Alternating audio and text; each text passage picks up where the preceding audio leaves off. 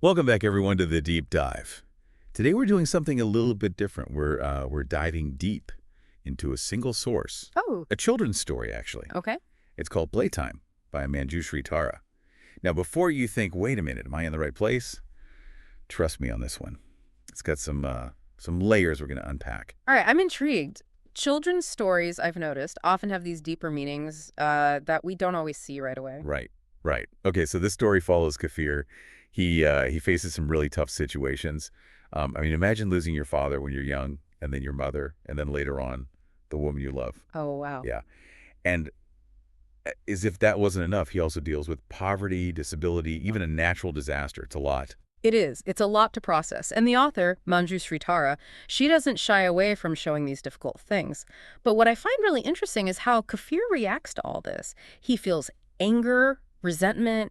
He even curses God. It's really raw and honest, especially for a children's story, you know? Yeah, and you think, how could it get any more intense? And then, bam, we find out Kafir, he's not a real person. What? He's a doll. Wow. 2 kids, Omar and Sana. They're the ones playing with him, acting out this whole tragic life story. It's like the story's playing with us now, making us think about everything we just heard. You know when something makes you completely rethink everything that came before it? Totally, like, hold on a minute, this changes everything. Exactly. It blurs the line between what's real and what's made up. It makes you wonder, what does it even mean to suffer, to feel pain, if it's all just part of someone else's imagination?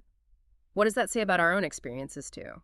So we have this story within a story, this exploration of suffering that's, well, kind of constructed. Okay, I'm hooked. Where do we go from here? Well, we have to consider Omar and Sana, the children. They're the ones creating this whole world for Kafir.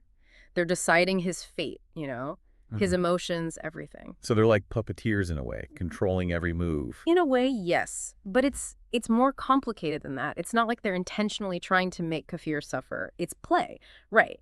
They're experimenting with these big emotions, loss, grief, injustice, maybe trying to understand the world around them through storytelling, you know? It's like they're playing with fire, but they don't really, they don't really get how dangerous it could be. Yeah, and that's where it gets really interesting, I think, because don't we all do that to some extent? Create our own narratives, I mean. You mean like we tell ourselves stories about our lives? Exactly. We take on these roles, we decide what events mean, and we start to see these patterns, like tragedies or things being unfair, just like what Omar and Sana do with Kafir. Okay, yeah. When you put it that way, it's kind of creepy, isn't it? It is a little bit, yeah. Think about it. We all have these stories about who we are, why things happen to us, what it all means. But sometimes those stories, the ones we tell ourselves, they can actually make us suffer more. It's like we get so attached to the story that we can't see things any other way. Exactly. And that brings us to the ending of Playtime, right? Remember what the mother tells the kids. They're finished playing and she says, don't get too attached. It's all just pretend. Everything passes. Oh, right. Almost like she's reminding them and us to not take it all so seriously. Yes. It's subtle, but it's powerful. It's like the story is saying that being attached to things, to our stories, that's what really makes us suffer. If we could let go a little, see things from other perspectives, maybe we could avoid some of that pain. Makes you wonder, what are the Kafir dolls in our own lives? Yeah.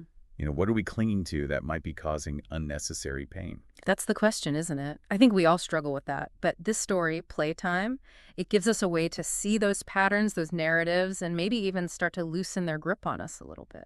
There's this one part, it really stuck with me.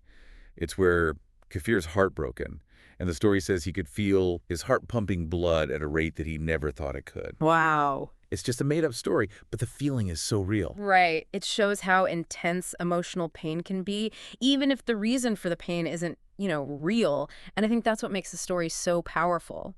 It uses vivid descriptions, relatable situations to explore these big ideas about suffering, attachment, the power of stories. This deep dive, it's got me thinking, that's for sure. Yeah. All the ways I'm holding on to painful stories, it's a lot, but in a good way. It really makes you think about all the stories we tell ourselves, right? The ones that affect how we see the world, how we deal with tough stuff. Yeah, it's like the story saying we have a choice. We can be controlled by those stories, or we can step back, see the story for what it is, and maybe choose a different one. I like that, choosing a different story. It's kind of empowering. It reminds me of that term metafiction. That's what this story is, right? Right. It's fiction that knows it's fiction. It's talking directly to us, making us think about the stories we hear, the stories we tell ourselves. And when we think about those stories, that's where we can grow, maybe even heal a little. Exactly. When we see those kefir dolls in our own lives, the places where we're just holding on too tight to a story that hurts, well, that's how we find some peace, some freedom, even when things are hard. So sometimes just changing your perspective, that's all it takes to feel a little more at peace. Yeah. Maybe that's the real lesson of playtime, right? The power of perspective. It seems like a simple children's story, but it makes you think about some really big things. It really does. It's amazing what you can learn from a single story. I know I've got a lot to think about. What about you? What will you be thinking about after this deep dive? I think for me, it's that reminder that we all tell stories about our lives. And even though we can't control everything that happens, we can control the story we tell ourselves about it. We can choose to tell a story of hope, Yeah.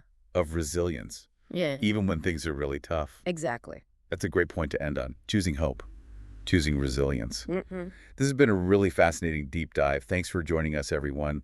And until next time, remember to pay attention to the stories you're telling yourselves.